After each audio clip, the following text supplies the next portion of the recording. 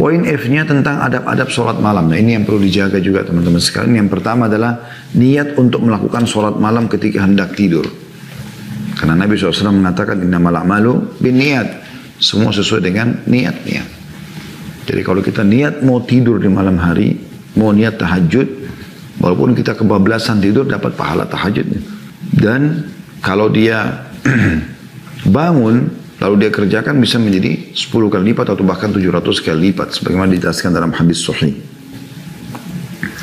Kata beliau, niat untuk melakukan sholat malam ketika hendak tidur, hendaklah kata beliau seorang muslim berniat dengan tidurnya sebagai perbuatan takwa dan ketaatan kepada Allah SWT sehingga ia mendapatkan pahala dari tidurnya.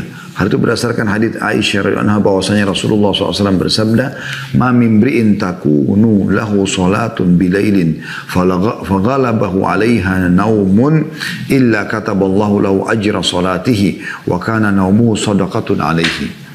Tidaklah seseorang berniat dan sudah biasa melakukan sholat malam, lalu ia tertidur, tidak bangun satu malam, melainkan Allah SWT mencatat baginya pahala sholat malam dan tidurnya menjadi sedekah atasnya. Hadis ini riwayat An-Nasai. Juga diriwayatkan dari Abu Darda radhiyallahu anhu bahwasanya Nabi SAW bersabda, ya, beliau mengatakan barang siapa yang mendatangi tempat tidurnya dan ia berniat untuk bangun sholat malam, lalu kedua matanya mengalahkannya, maksudnya dia tertidur, tidak bangun hingga subuh, maka dicatatlah apa yang telah ia niatkan dan tidurnya menjadi sedekah baginya dari Robnya. Hadis ini diriwayatkan oleh An-Nasai.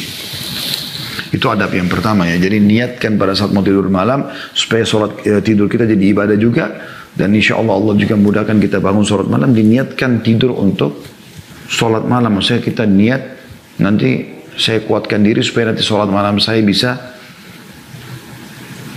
saya kerjakan.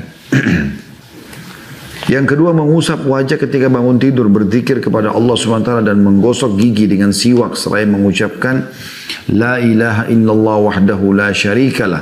Tidak ada Tuhan yang berhak disembah kecuali Dia dan tidak ada sekutu bersamanya. Lahul mulku, miliknya lah semua kerajaan. Walahul hamdu, dan miliknya segala puji-pujian. Wa huwa ala kulli syai'in qadir, dan Dia mampu mengerjakan apa yang Dia inginkan. Subhanallah, maha suci Allah. Walhamdulillah, segala puji bagi Allah. Wala ilaha illallah, dan tidak ada Tuhan yang berhak disembah kecuali Allah. Wallahu akbar, dan Allah maha besar. Wala hawla wala quwata illa billahil aliyil azim. Tidak ada dan kekuatan kecuali dari Allah yang maha tinggi dan maha agung. Rabbighfirli, ya Allah ampunilah dosa-dosaku. Jadi penggabungan antara tiga zikir ya. La ilaha illallah wahdahu la syarika lah, lahul mulku wal hamdu wa huwa ala kulli syai'in qadir. Ini umumnya orang Islam hafal. Ditambah dengan zikir kedua, subhanallah walhamdulillah wa la ilaha illallah Allah akbar. Tambah zikir ketiga, wala haula wala quwata illa billahil aliyil azim. Ini zikir tiga sudah kita tahu semuanya umumnya. Kemudian ditambah tinggal tambah doa sedikit, Rabbighfirli, ya Allah ampunilah aku. Berdasarkan hadits Ubadah bin Samit radhiyallahu anhu bahwasanya Nabi SAW bersabda, barang siapa yang bangun di malam hari lalu yang mengucapkan tadi zikir itu ya,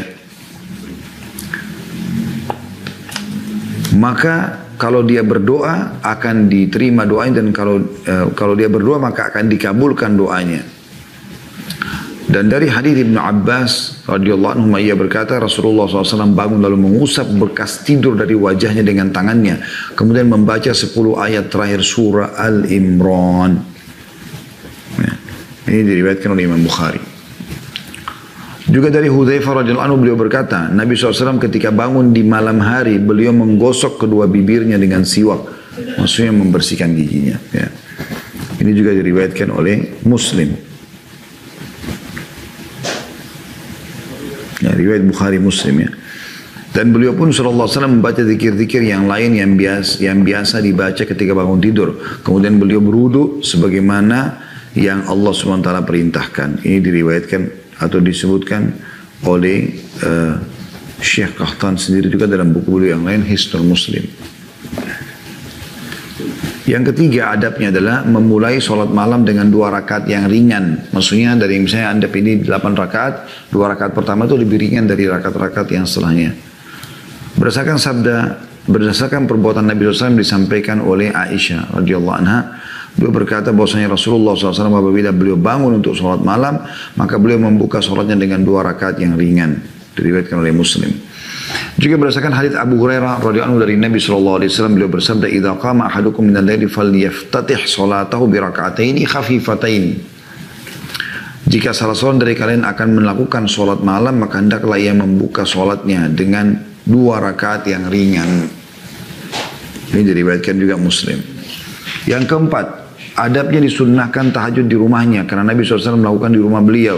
Hal ini berdasarkan hadis Zaid bin Thabit radhiyallahu anhu bahwasanya Nabi SAW bersabda, "Fa'alaikum bis-salati fi buyutikum, fa inna khaira salatil mar'i fi baiti illa al-maktubah."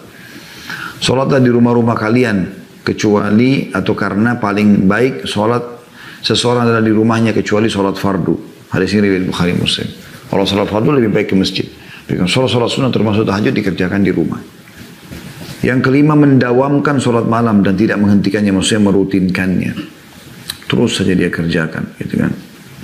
Sebagaimana sabda Nabi SAW, "Khudu minal a'mali ma tutiquna, fa inna Allah la yamallu hatta tamallu, wa kana yaqul ahabbul amal ila Allah ma dawama alaihi sahibuhu wa in qalla."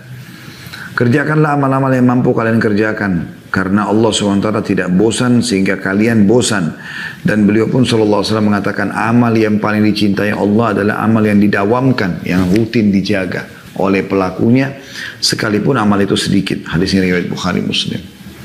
Juga hadis Abdullah bin Amr bin As radhiyallahu anhuma, dia dan ayahnya sahabat, ia berkata, Nabi SAW bersabda kepadaku, "Wahai Abdullah, jangan engkau seperti fulan, dulu ia sholat malam lalu ia meninggalkannya." Hadis riwayat Bukhari Muslim.